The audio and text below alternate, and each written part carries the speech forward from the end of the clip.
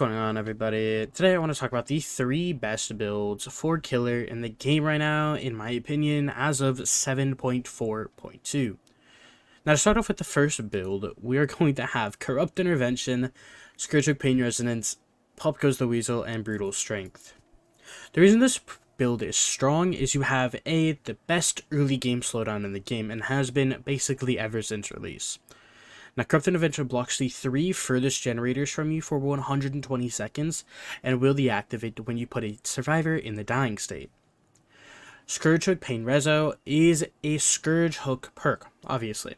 It turns 4 random hooks into Scourge Hooks, and when you hook a fresh survivor, or a survivor who has not been hooked on one of these Scourge Hooks yet, the generator with the most progress will lose 25% of progress and then start to regress.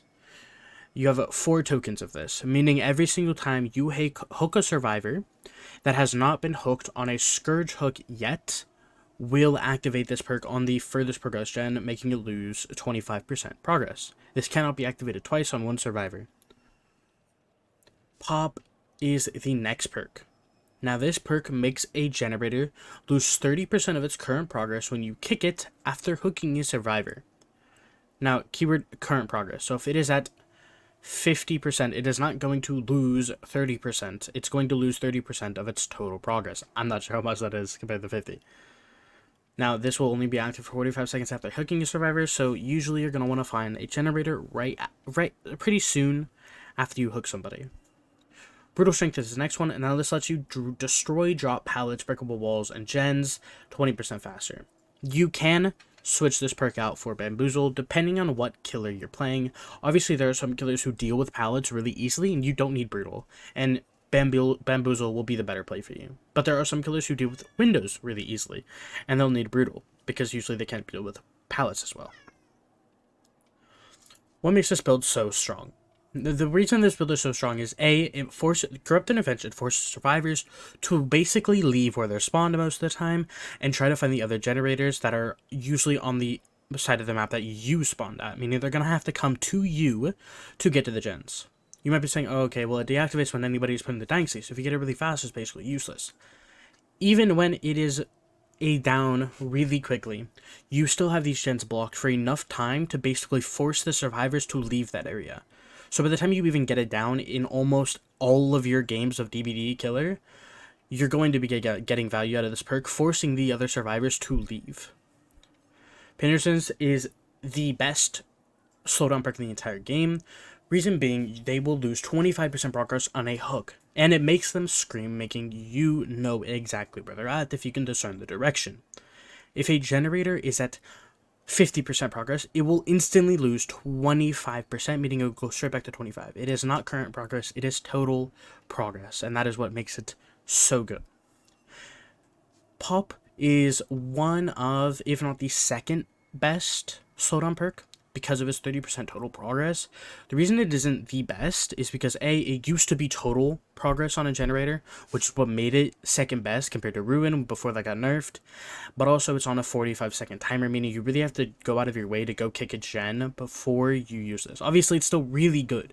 Most of the time, you're able to kick a gen in that 40 seconds. If not, then, I mean, you might be getting other pressure elsewhere, like slugging or other kills, but it is still a really, really strong perk.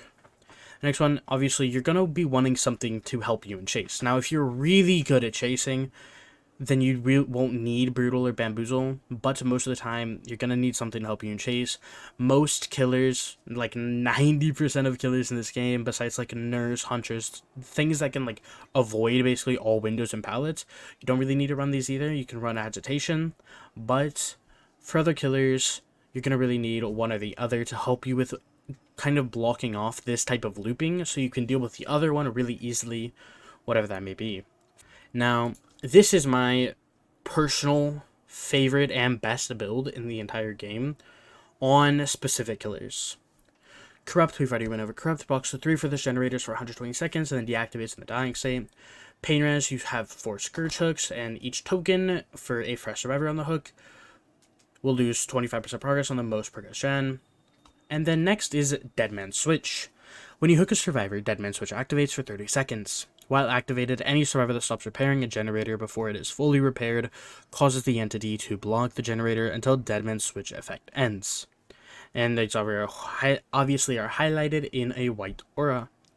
And then ultimate weapon, when you open a locker, this perk activates for 30 seconds, and during that time, anybody who enters your terror radius will scream, revealing their location and causing blindness for 30 seconds, and then it goes on cooldown for 30 seconds. This is the single best info perk in the entire game because it does not get countered by any of the aura hiding perks, such as Off the Record, Shadow Step, or Distortion. The only thing that counters this perk is Calm Spirit, which is making you run a terrible perk just to counter this. This is the best info perk in the entire game. Also, because it just lets you see everybody in a AoE around you.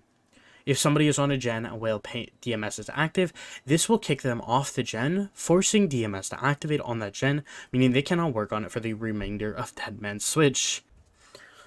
Next is more of a personal build, but I still think this is probably one of the best builds in the game. We have Corrupt, Painres, and Deadlock, which is, in my opinion, the second best slowdown perk in the entire game for M1 killers. After a generator is repaired, the entity blocks the generator with the most progress for 30 seconds, and you see what gen this is.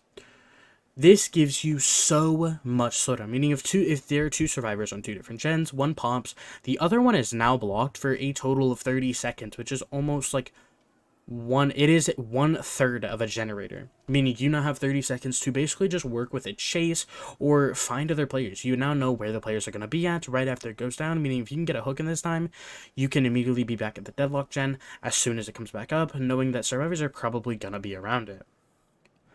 Next is Sloppy Butcher. Now, Sloppy is just another form of slowdown for M1 killers, because being fully healed is the best way to deal with an M1 killer during chase. Obviously, you're going to go down really quickly against just about any killer, meaning if they try and go heal, it's going to be a lot harder for them, making it a lot easier to play an M1 killer.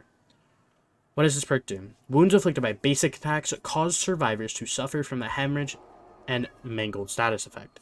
Increases the rate at which healing progression is lost from hemorrhage by 25%.